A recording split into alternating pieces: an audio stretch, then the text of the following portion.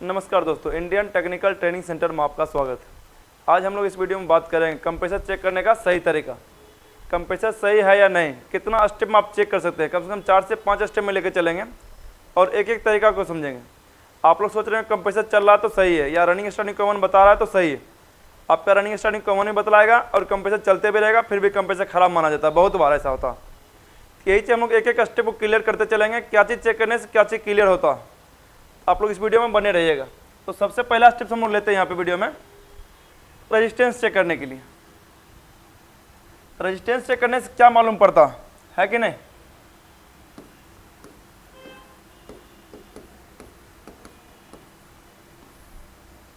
चलिए यहाँ पे लिख दिया, पहला स्टेप में रेजिस्टेंस चेक करेंगे।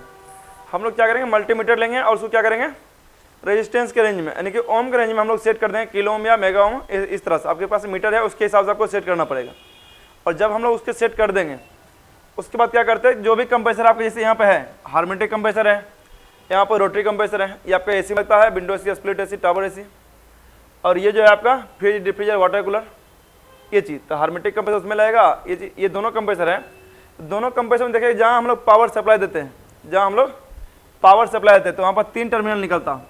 तीनों टर्मिनल का जो नाम होता है, जैसे फ्रिज में है तो इसका फिक्स है कि अगर सिंगल पिन जिधर ऊपर है उसका क्या नाम रहेगा, कॉमन। और लेफ्ट राइट जो नीचे वाला 2 पिन बचता है, या तो एक रनिंग रहेगा या एक स्टार्टिंग रहता है। हम यहाँ पर लेते हैं रनिंग और स्टार्टिंग।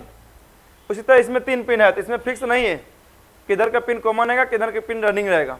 सब कंपनी का अलग अलग आता है, लेकिन फ्रिज में ये फिक्स है। फिक्स रहे चाहे नहीं रहे, यहाँ पर सिर्फ हम कंप्रेसर की बात नहीं कर रहे हैं, फैन मोटर रहे चाहे कोई भी मोटर रहे, सिंगल फेज सबका एक ही साथ कंप्लीट होते चला जाएगा, चाहे आपका घर का सीलिंग फैन का ही नहीं हो। अब यहाँ पर 3 पिन जो दिख रहा है, इसको बोलते हैं टर्मिनल, पावर टर्मिनल। जहाँ हम लोग पावर सप्लाई देते हैं तो कंप्रेसर क्या होता है, चलता है। या पंखा 3 वायर है तो वहाँ पावर सप्लाई देते पंखा चलता है। फैन मोटर है, उससे पावर सप्लाई देते तो फैन मोटर चलता है, ये चीज़। अब यहाँ पर 3 बार इस तरह दिख रहा है, ये तीनों क्या चीज़ नाम है, कॉमन रनिंग स्टार्टिंग। लेकिन सबसे पहले आपको ये कंफर्म करना पड़ेगा ये तीनों में कॉमन रनिंग स्टार्टिंग है कौन, है कि नहीं। तो ये चीज़ पता करना पड़ेगा। तो ये तीनों चीज़ पता करने के लिए हम लोग क्या करना पड़ता है, रेजिस्टेंस चेक करना पड़ता है। रेजिस्टेंस चेक करेंगे कैसे, तो मल्टीमीटर लेंगे, उसको क्या करेंगे, किलो ओम या जिसको ओम बोलते हैं, ओम के रेंज में सेट कर लेंगे। बहुत बार इसे क्या बोला जाता है, कंटिन्यूटी भी बोला जाता है। कंटिन्यूटी के रेंज में सेट कर लेंगे। उसके बाद हम लोग क्या करेंगे, मल्टीमीटर के दोनों लीड ले करके इसके तीनों पिन पर लगाएंगे, जिससे हम लोग यहाँ पर ले लेते हैं, पॉइंट बना लेते हैं। 3 पॉइंट है, तीनों पॉइंट के बीच हम लोग क्या करेंगे, मान चेक करेंगे। मान लीजिए इसका ये ए है और ये बी है और ये सी है। तीनों के बीच में मान जब चेक करेंगे तो ये जो मान लीजिए ये 2 ओम है, ये 4 ओम है, ये 6 ओम है, ठीक है। 2 ओम, 4 ओम और 6 ओम। तो सबसे अधिक मान जहाँ बतलाएगा वो मेरा क्या हो जाएगा, रनिंग स्टार्टिंग। सबसे पहला स्टेप जिस रेजिस्टेंस बोले हैं, कुछ ना कुछ मान हमेशा तीनों टर्मिनल में बताना चाहिए। अब यहाँ पे देख रहे हैं तो ए और बी के बीच में 2 ओम और बी और सी के बीच में 4 ओम और सी और ए के बीच में 6 ओम। तो सबसे अधिक मान जिस पॉइंट में बतलाएगा वो मेरा क्या हो जाएगा, रनिंग और स्टार्टिंग। तीनों पर मान बतलाना भी चाहिए और रनिंग स्टार्टिंग को मान आपको कन्फर्म भी कर लेना। तो अगर किसी पे भी मान नहीं बता रहा है, इसका मतलब कंप्रेसर खराब है, वो बाहर का टर्मिनल जला हुआ या अंदर का वाइंडिंग वो जला हुआ। तो यहाँ पर सबसे अधिक मान जो जिस पॉइंट में बतलाएगा वो मेरा क्या हो जाएगा, रनिंग और स्टार्टिंग। इस पॉइंट में देखिएगा तो ये पॉइंट और इस पॉइंट के बीच में सबसे अधिक मान आ रहा है, ये मेरा क्या हो जाएगा, रनिंग और स्टार्टिंग। बचा हुआ वायर मेरा क्या कहलाएगा, कॉमन। इसको हम लोग लिख लेते हैं कॉमन। अब ये कॉमन वायर हो गया, तो रनिंग और स्टार्टिंग कंफर्म अभी तक नहीं हुआ। ये कंफर्म है कि रनिंग स्टार्टिंग है दोनों वायर, लेकिन रनिंग कौन है और स्टार्टिंग कौन है ये अभी तक कंफर्म नहीं हुआ। अब क्या करेंगे, कॉमन पर से चेक करेंगे कि सबसे अधिक मान किस पे दे रहा, दोनों पॉइंट पर। तो देखिएगा तो बी वाला पॉइंट पर रखने के बाद इस पे जा रहा है, ए पे 2 पॉइंट और यहाँ पर 4, यानी कि 4 ओम जो है ए की अपेक्षा अधिक है वहाँ पे। तो यहाँ बी से लेकर के ए तक कितना आ रहा है, 2 ओम, और बी से लेकर के सी तक 4 ओम। तो जहाँ अधिक आएगा वो मेरा क्या कहलाएगा, स्टार्टिंग। ये मेरा क्या कहलाएगा, स्टार्टिंग पॉइंट। और ये पॉइंट क्या कहलाएगा, जहाँ कम आएगा, रनिंग। ये सिर्फ पता करना। अब बहुत बार बोलेगा मैंने रनिंग स्टार्टिंग बता रहा था, सही है या खराब है, सही है, लेकिन क्या चीज़, कंप्रेसर या पूरा उसका अंदर का वाइंडिंग। तो हम लोग पहले नंबर तक कॉमन रनिंग स्टार्टिंग अगर चेक करते हैं तो सिर्फ इसलिए कि अंदर का बाइंडिंग वो सही है या नहीं। इससे हमको 1% भी मालूम नहीं पड़ेगा कंप्रेसर में सही है कि नहीं। कंप्रेसर को तब तक सही नहीं मानेंगे जब तक कंप्लीट वो जिस काम के लिए लगा हुआ वो काम नहीं कर दे। पंखा रहे चाहे मोटर रहे, वो काम जिस काम के लिए वो काम जब तक नहीं करेगा तब तक वो सही नहीं माना जाएगा। अब कंप्रेसर है तो रनिंग स्टार्टिंग कॉमन बता दिया, लेकिन बहुत से कंप्रेसर मेरे पास है यहाँ पे, या फिर आप लोग फील्ड में काम करते होंगे आपके पास भी होगा, जो कॉमन रनिंग स्टार्टिंग मान बता रहा, लेकिन जब लाइन देते तो वो हाई एम्पीयर लेता, वो चालू होता ही नहीं, एमसीबी गिरा देता बहुत। अब ऐसा क्यों होता है? तो बहुत बार उसका कंप्रेसर जाम होता है या वाइंडिंग शॉर्ट होता है, इस कारण से रेजिस्टेंस कम बदलाता, ये भी होता है। यहाँ पर सिर्फ ये मतलब लगेगा रनिंग स्टार्टिंग कॉमन पता करने का कि अंदर का बाइंडिंग सही है या नहीं। ये जो कंप्रेसर है, कंप्रेसर अंदर क्या होता है, एक बाइंडिंग होता है, जो एक रनिंग बाइंडिंग होता है और एक स्टार्टिंग बाइंडिंग होता है। तो उन्हें की दो बाइंडिंग रहेगा इस तरह से। तो अंदर में क्या करता है, जोड़ करके इसको एक को निकालता है, दोनों यानी एक रनिंग बाइंडिंग मान लीजिए और ये स्टार्टिंग बाइंडिंग, तो दोनों पॉइंट एक पॉइंट को जोड़ कर उसको क्या बनाता है, कॉमन, और एक बच जाएगा मेरा रनिंग और एक बच जाएगा स्टार्टिंग। ये तो बाइंडिंग अगर दिख जाएगा तो पता कर ही लेंगे, लेकिन ये पूरा बाइंडिंग जो है ये रहता है मोटर के अंदर बाइंडिंग, और बाहर हमको दिखता है सिर्फ ये 3 टर्मिनल। तो हम लोग समझते हैं अब इस तीनों पॉइंट रनिंग स्टार्टिंग कॉमन पता करना, यही पॉइंट हम लोग का यहाँ पर पता करना होता है। स्टार्टिंग का बाइंडिंग हमेशा ज़्यादा होता है, रनिंग का हमेशा कम होता है, इसलिए यहाँ पे स्टार्टिंग का मान ज़्यादा बतलाएगा और रनिंग का कम बताएगा। इससे पता क्या चलेगा, सिर्फ इतना मालूम पड़ेगा कि अंदर का जो बाइंडिंग है कॉमन या स्टार्टिंग का, वो मेरा क्या है, बाइंडिंग बिल्कुल सही है। कंप्रेसर भी सही नहीं मानेंगे, सिर्फ हम ये सही मानेंगे कि उसके अंदर का जो बाइंडिंग है वो बिल्कुल सही है। ये पहला स्टेप हो जाएगा। अब यहाँ पर दूसरा स्टेप देखिएगा आप लोग। तो दूसरा स्टेप में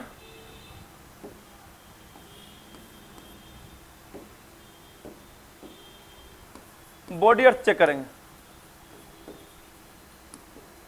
बेसिक पॉइंट में सबसे पहला पॉइंट में यही करना, तीनों पॉइंट में मान बताना चाहिए, जहां पर कॉमन या स्टार्टिंग आपको चेक करने के लिए आना चाहिए। ठीक है, कंफर्म कर लेना, मान बता भी रहा। उसके बाद बॉडी अर्थ चेक करेंगे। तो बॉडी अर्थ कैसे चेक करेंगे, तो मल्टीमीटर एक लीड को बॉडी पर रखेंगे और दूसरे लीड को कॉमन एंड स्टार्टिंग के तीनों टर्मिनल पे रखेंगे। तो किसी के साथ भी बीप का आवाज या किसी तरह का मान कुछ भी नहीं देना चाहिए। अगर मान या बीप का आवाज दे दिया तो समझ लीजिएगा कि कंप्रेसर के अंदर जो बाइंडिंग है, कॉमन एंड का स्टार्टिंग का जो बाइंडिंग है वो क्या है, बॉडी के साथ टच हो गया। अगर उसमें लाइन दिया तो या तो एमसीबी गिरेगा या फिर आपको बॉडी अर्थ का झटका देगा, निर्भर करेगा वो कहाँ से शॉर्ट सर्किट है ये चीज़। तो आपको क्या करना है, सिर्फ बॉडी जब चेक करिएगा सिर्फ इतना ही मालूम पड़ेगा कि अंदर का बाइंडिंग बॉडी के साथ टच है या नहीं। पंखा रहे मोटर है, सब में यही तरीका, ये कंफर्म हो जाएगा। दूसरा तरीका आपको समझ में आ गया होगा। अब जब आपका तीसरा आएगा, अब मानिए रनिंग स्टार्टिंग कॉमन भी क्लियर हो गया, बॉडी अर्थ भी नहीं है, तो तीसरा हम लोग क्या करेंगे, पावर सप्लाई देंगे।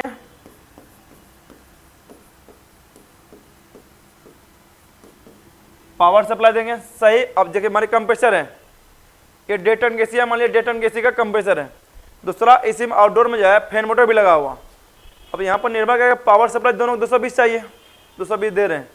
लेकिन आपको अगर ये मालूम नहीं है कैपेसिटर कितना क्षमता उसमें लगता है और अलग पावर कैपेसिटर लगाते हैं, फिर वो भी सही नहीं माना जाएगा। अगर सही पावर कैपेसिटर लगाते हैं सही चीज़, तब जाकर सही तरीका से काम कर पाएगा। आपको यहाँ क्या करना पड़ेगा, सही पावर सप्लाई चाहिए, कितना 220 से 240 वोल्ट एसी, और इसी में सही कनेक्शन होना चाहिए, सही कनेक्शन आपका होना चाहिए। इसी में जो आपका रहेगा अब सही पावर का कैपेसिटर भी,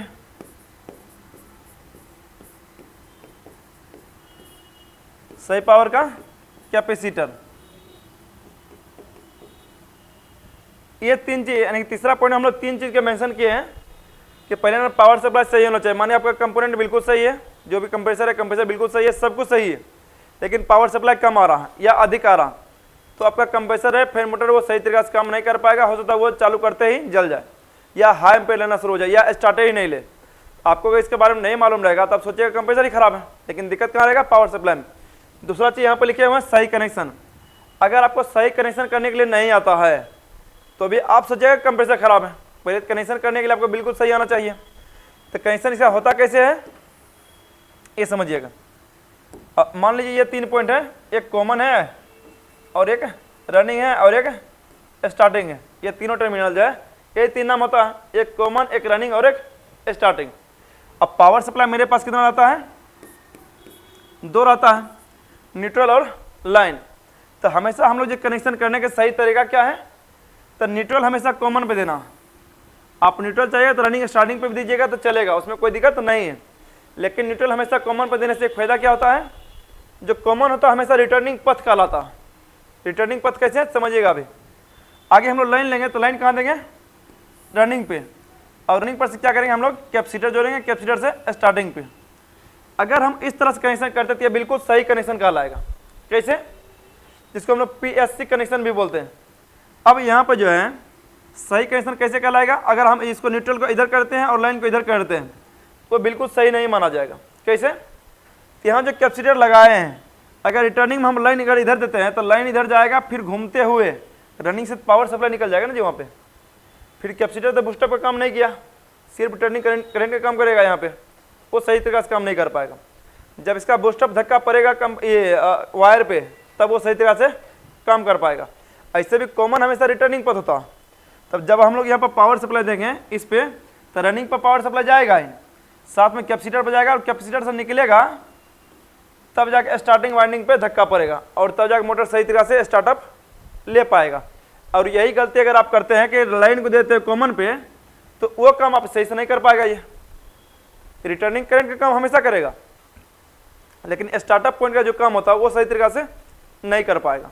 तो सही कनेक्शन आपका इस तरह से माना जाएगा, लाइन हमेशा देना रनिंग पे, और वहाँ से फिर स्टार्टिंग पे कैपेसिटर के जरिए, और न्यूट्रल हमेशा कॉमन पे। ये होता है सही कनेक्शन। आप गलती से उल्टा पुल्टा कनेक्शन कर दिए। उल्टा पुल्टा क्या कहने मतलब, अब लाइन को दे दिया मान लीजिए स्टार्टिंग पे, और कैपेसिटर लगा कॉमन पे, और न्यूट्रल दे दिया रनिंग पे। इस तरह से और भी उल्टा पुल्टा कनेक्शन हो सकता है। तो कुछ भी अगर उल्टा पुल्टा कनेक्शन करिएगा तो क्या होगा, कंप्रेसर खराब हो जाएगा। सही चीज़ भी आप सोचिएगा खराब है, या लाइन देते ही हो सकता है वो जल जाए, गर्म होगा, वो चलेगा नहीं, स्टार्ट नहीं हो पाएगा। इस तरह से ये मेरा सही कनेक्शन कहलाएगा। यही चीज़ लिखे सही कनेक्शन। अब दूसरा चीज़ लिखे यहाँ पे सही पावर का कैपेसिटर, वही कनेक्शन तीसरा पॉइंट में। अगर सही पावर का ये जो कैपेसिटर है, मान लीजिए मेरा 1.5 टन के सी है और उसका कंप्रेसर है, तो आपको मालूम होना चाहिए पहले से कि 1.5 टन के सी जो है उसके कंप्रेसर में कितना माइक्रोफैराड कैपेसिटर लगता है।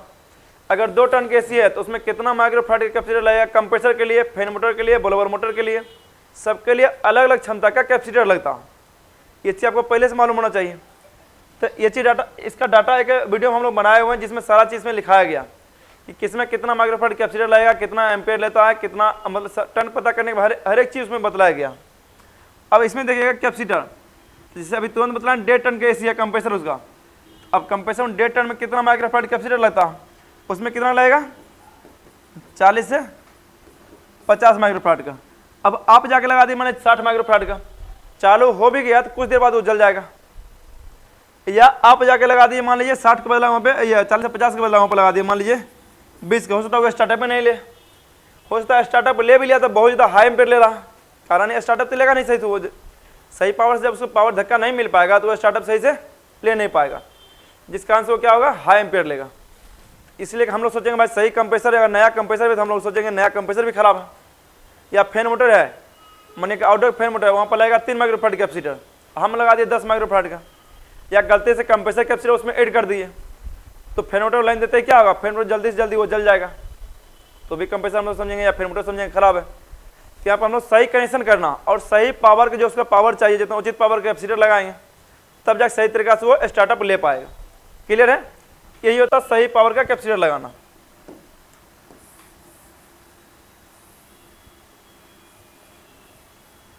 अब आगे चौथा पॉइंट जो रहने वाला है, अब मानिए स्टार्टअप देंगे, अगर स्टार्ट नहीं हुआ तो समझ जाना कंप्रेसर खराब है। अगर सही पावर कैपेसिटर भी लगा दिए, टर्मिनल उसका सही है, मतलब कॉमन स्टार्टिंग सही है, कनेक्शन सही है, पावर सप्लाई सही है, सही पावर कैपेसिटर भी लगा हुआ और बॉडी अर्थ भी नहीं, उसके बाद लाइन दी है लेकिन वो चालू नहीं हुआ, तो समझ जाना कंप्रेसर खराब है। लेकिन चालू हो गया उसके बाद क्या समझेंगे, सही है या नहीं है, अभी भी सही नहीं मानेंगे जब तक वो काम कर नहीं जाता प्रॉपर। कैसे, तो चौथा स्टेप हम लोग क्या चेक करेंगे, प्रेशर उसका, पंपिंग, जिसको हम लोग बोलते हैं पंपिंग प्रेशर।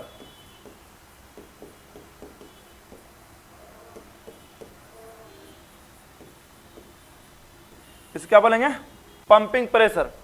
चौथा स्टेप में यही आता, अब आपको ये भी पढ़ सकते हैं, इसी चैप्टर में आप ये भी पढ़ सकते हैं पंपिंग कंप्रेसर पंपिंग लेस है या नहीं, कैसे पता करेंगे, तो पूरा चीज़ आपको इसी में समझ में आ जाएगा। अब पंपिंग प्रेशर होता क्या है, तो वो चीज़ पहले कंप्रेसर इधर ले आते हैं फिर समझ में आएगा। इसको मिटा लेते हैं, आप लोग पहले से होगा तो वीडियो को पीछा करके लिख लीजिएगा पूरा। अब यहाँ पे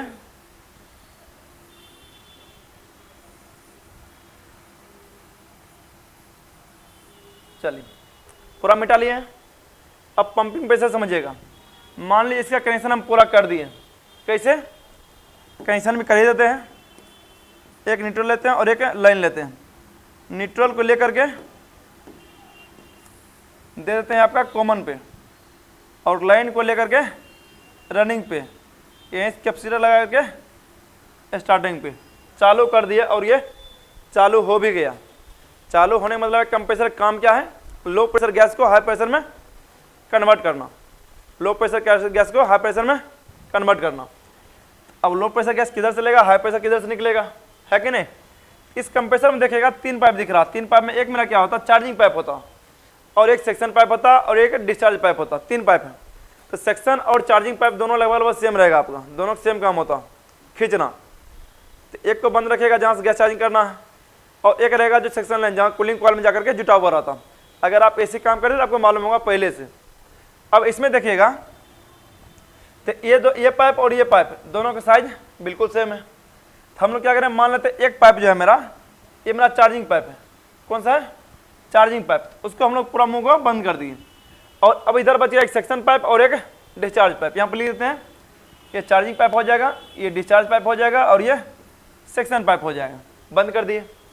अब यहाँ पर हम लोग क्या करेंगे, प्रेशर चेक करने के लिए, अभी चालू तो कर ही दिया, मान लीजिए लाइन दिया, कंप्रेसर में क्या होगा, चालू हो जाएगा। अब यहाँ पर जो होगा सेक्शन लाइन से गैस खींचेगा और डिस्चार्ज लाइन से गैस बाहर निकलेगा, ये काम होगा। अब उसके लिए हम लोग क्या करेंगे, एक मैनीफोल्ड गेज मीटर लेंगे, मैनीफोल्ड गेज मीटर लेंगे। अब मैनीफोल्ड गेज मीटर होता कैसा है और वो क्या क्या काम करता है, आपको देखने में इस तरह से दिखाई देगा, जिसमें डबल मीटर लगा हुआ रहता है। इसमें डबल मीटर रहता है, एक साइड को बोलते हैं लो साइड, एक साइड को बोलते हैं हाई साइड। अगर मानिए इधर रेड है, रेड वाला है, इसको क्या बोलेंगे, हाई साइड, और इधर ब्लू है, इसको क्या बोलेंगे, लो साइड। या कंपाउंड गेज मीटर या pressure gauge meter. High side को हमेशा प्रेशर गेज मीटर बोला जाता है, इसको कंपाउंड गेज मीटर। इसका एक अलग वीडियो में पूरा आपको चर्चा कर देंगे कि मैनीफोल्ड मीटर कैसे काम करता है और एक एक पॉइंट के बारे में। यहाँ पर सिर्फ समझ लेना कि ये जो मीटर है सिर्फ प्रेशर चेक करने का काम आता है। अब जो भी प्रेशर चेक करेगा इसमें सारा प्रेशर आपको चेक हो जाएगा। अब यहाँ पे है, अगर हम इस मीटर से चेक कर रहे हैं ना प्रेशर हाई साइड से, इसको हम लोग घुमाएंगे, जब इसको बोलते हैं कंट्रोलर वाल्व, जब इसको जैसे ही घुमाएंगे ये वाला मुंह बंद हो जाएगा बीच में से। जैसे बंद हो गया, इस पाइप को लेंगे जा करके इस तरह से कनेक्ट कर देंगे, इसको बोलेंगे चार्जिंग पाइप। जो कंप्रेसर से साथ कनेक्ट होगा उसको क्या बोलेंगे, चार्जिंग पाइप। जैसे ही लगा देंगे और ये चालू है ही, जब चालू है यहाँ पे डिस्चार्ज से जो प्रेशर निकलेगा बाहरी गैस से लेगा और बाहरी गैस यहाँ से बाहर निकलेगा। ये जो गैस बाहर निकलेगा कहाँ चला जाएगा, मीटर में, और मीटर में जब जाएगा तो प्रेशर कितना बनाना चाहिए, हाई प्रेशर, अधिक से अधिक, है कि नहीं। तो यहाँ जो प्रेशर बनाएगा वो कम से कम प्रेशर जो बनाना चाहिए, अधिक से अधिक बहुत ज़्यादा बना देगा, लेकिन मिनिमम जो क्षमता इसका होना चाहिए कम से कम बनाने के लिए। ये कौन सा कंप्रेसर, पहले कंफर्म कर लीजिए। ये कंप्रेसर आपका हार्मेटिक का है, यानी कि उसका पूरा नाम क्या होता है, रेसिप्रोकेटिंग हार्मेटिक कंप्रेसर, जो फ्रिज में लगा होता है। अब यहाँ पर जो आपको चेक करना, जो प्रेशर बतलाएगा यहाँ पे 400 से 500 PSI। हम लोग जो प्रेशर चेक करेंगे उसको PSI में चेक करेंगे, कारण प्रेशर में क्या है, ये PSI क्या है, प्रेशर मापने का एक यूनिट है। जैसे हम लोग वजन मापते हैं तो केजी में, केजी क्या है, एक यूनिट है, उसी तरह PSI मेरा क्या है, एक यूनिट है प्रेशर मापने का, जिससे हम लोग प्रेशर को PSI में मापते हैं। तो 400 से 500 PSI कम से कम इतना प्रेशर बताना चाहिए। इतना प्रेशर चल गया, यानी ऐसा नहीं कि प्रेशर जा रहा, मानी चालू हुआ, काटा जाते जा रहा और 200 PSI पे जाते हुए फिर वाइब्रेट करना शुरू कर दिया। 200, 250, 300 गया, उसके बाद आगे कटा बढ़ ही नहीं रहा, या 400 गया, कटा ऊपर बढ़ ही नहीं रहा, तो समझ लिए कंप्रेसर पंपिंग लेस है। वो अगर हम फ्रिज में लगा देंगे, डिफ्रीजर में लगा देंगे तो काम नहीं कर पाएगा। Single door fridge, double door fridge, triple door fridge, सबका जैसे डीप फ्रीजर, वाटर कूलर, सबका अलग अलग क्षमता का आता है, लेकिन सबका जो मिनिमम होता है प्रेशर बढ़ाने की क्षमता वो 400 psi प्लस होना चाहिए। जैसे चालू करेंगे तो कांटा घूमते हुए जाएगा, इस तरह से डायरेक्टली 400 psi पार हो जाएगा, और 400 psi पार हो जाएगा जैसे ही तो 400 से 500 psi, तो समझ जाएगा मेरा क्या है, इसका पंपिंग जो प्रेशर बढ़ाने की क्षमता है, यानी कि जो प्रेशर पहुंचाने की क्षमता है, प्रेशर निकालने की जो क्षमता है वो बिल्कुल सही है। यह हो जाएगा पहला स्टेप पंपिंग प्रेशर चेक करने का। दूसरा स्टेप ये सही है कि नहीं है, उसके लिए हम लोग क्या करेंगे, इसको बंद करेंगे। जैसे इसको बंद करेंगे कंप्रेसर को, खास करके हार्मेटिक में याद रखिएगा, जैसे इसको बंद करेंगे तो अब तो प्रेशर निकालेगा नहीं और खींचेगा नहीं, लेकिन इधर प्रेशर मानिए कितना प्रेशर बना हुआ 500 psi, तो रिटर्निंग प्रेशर इधर बिल्कुल भी नहीं निकलना चाहिए। अगर रिटर्निंग प्रेशर निकल रहा है तो समझिए उसका बल्ब खराब है, इसका मतलब ये भी माना जाएगा ये कंप्रेसर मेरा पंपिंग लेस है। क्लियर है? इसमें दो स्टेप हो जाएगा। हार्मेटिक कंप्रेसर में रिटर्निंग प्रेशर बिल्कुल जीरो निकलना चाहिए, मतलब नहीं के बराबर, बिल्कुल नहीं निकलना चाहिए। और इधर प्रेशर बनाएगा कितना जब चालू रहेगा तो 400 से 500 psi कम से कम, तो वो भी लगातार कटा जाना चाहिए। तो समझेंगे मेरा कंप्रेसर का पंपिंग प्रेशर बिल्कुल सही है। ये 4 स्टेप में आपको मालूम पड़ जाएगा मेरा कंप्रेसर सही है कि नहीं। अब उसी में आता है आपका सेम तरीका, जो चौथा तीसरा स्टेप तक जो बतलाए हैं, ये वाला पॉइंट रेजिस्टेंस चेक करना, बॉडी अर्थ, पावर सप्लाई, सही कनेक्शन और सही पावर कैपेसिटर। यहाँ तक रोटरी कंप्रेसर रहे, हार्मेटिक कंप्रेसर रहे, बाकी जितना भी है सबका सेम तरीका रहेगा। बस पंपिंग प्रेशर के लिए फ्रिज का अलग रहेगा और एसी का थोड़ा सा अलग रहेगा। तो एसी पंपिंग प्रेशर कितना रहना चाहिए एसी कंप्रेसर का, तो वो समझिए। ये तो समझा दिया आपका फ्रिज वाला का।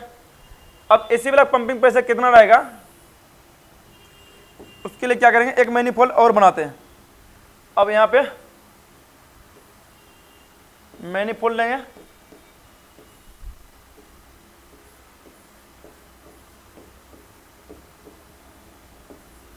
इस तरह से, और ये मान लेते हैं मेरा कौन सा है, हाई साइड, और ये लो साइड।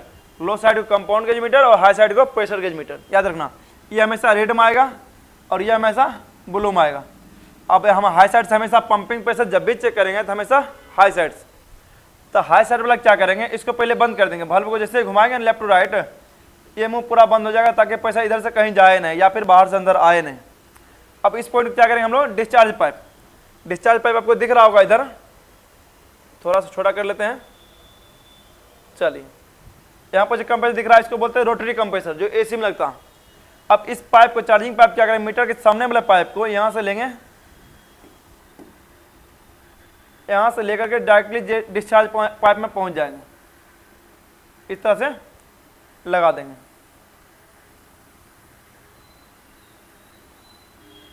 डिस्चार्ज पाइप में लगा दिए। जो पतला वाला पाइप रहेगा, चाहे इसमें रहे चाहे इसमें रहे, इसमें देखेंगे पतला जो वाला पाइप है उसको डिस्चार्ज बोलते हैं, मोटा वाला पाइप को सेक्शन या चार्जिंग बोलते हैं। उसी तरह एसी में भी हो जाएगा, पतला वाला पाइप को डिस्चार्ज पाइप बोलेंगे, मोटा वाला पाइप को सेक्शन पाइप बोलेंगे।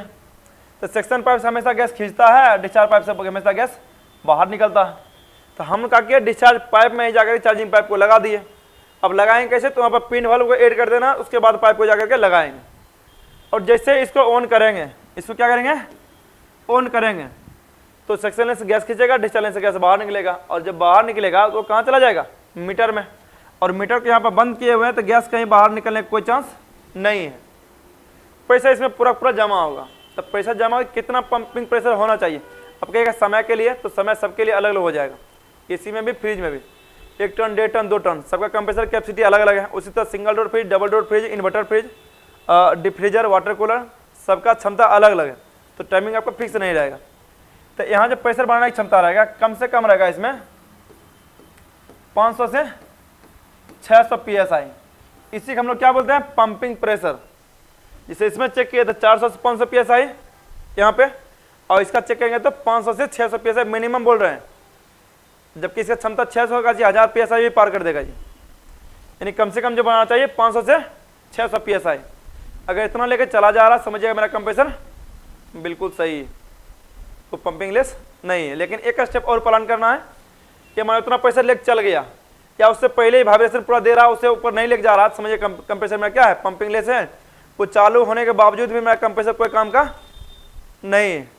उसको एसी या फ्रिज में लगाएंगे वो ठंडा गर्म कर ही नहीं पाएगा, गैस चार्ज कर दिया फिर भी कोई काम नहीं हो पाएगा, इसका मतलब कंप्रेसर खराब है। इसीलिए शुरू में बोले कंप्रेसर चालू भी है तब पर भी कंप्रेसर खराब माना जाएगा, तो आपको मालूम पड़ गया होगा। और दूसरा चीज़ है इसमें अगर कंप्रेसर हम लोग जैसे ही बंद करते हैं, ऑफ करेंगे, उसके बाद क्या होगा, अगर नहीं निकल रहा रिटर्निंग प्रेशर अगर नहीं निकल रहा है तो और बेहतर है, बहुत बढ़िया कंप्रेसर।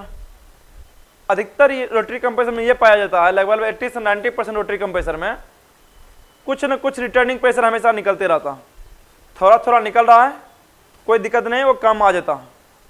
कारण है इसमें रोलर के जरिए कंप्रेस किया जाता है, हाई प्रेशर जनरेट किया जाता है। और फ्रिज वाला में क्या होता है, इसमें पिस्टन के जरिए कंप्रेस किया जाता है, जो वाल्व रहता है पूरी तरीके से ब्लॉक हो जाता है, इसीलिए रिटर्निंग प्रेशर नहीं निकल पाता। जबकि रोटरी कंप्रेसर रोलर के जरिए प्रेशर को कंप्रेस करता, इससे रिटर्निंग प्रेशर थोड़ा मात्रा बहुत में आ जाता है। अगर नहीं आ रहा तो बहुत बढ़िया, थोड़ा मोड़ा आ भी रहा कोई दिक्कत नहीं है, यूज में आ जाएगा। लेकिन बहुत ज़्यादा स्पीड में आ रहा है और बंद करते बहुत ज़्यादा आवाज़ कर रहा है, तो समझ लीजिएगा मेरा कंप्रेसर क्या है, पंपिंग लेस है। वो भी क्लियर है, ये तरीका पूरा रहेगा आपका कंप्रेसर चेक करने का।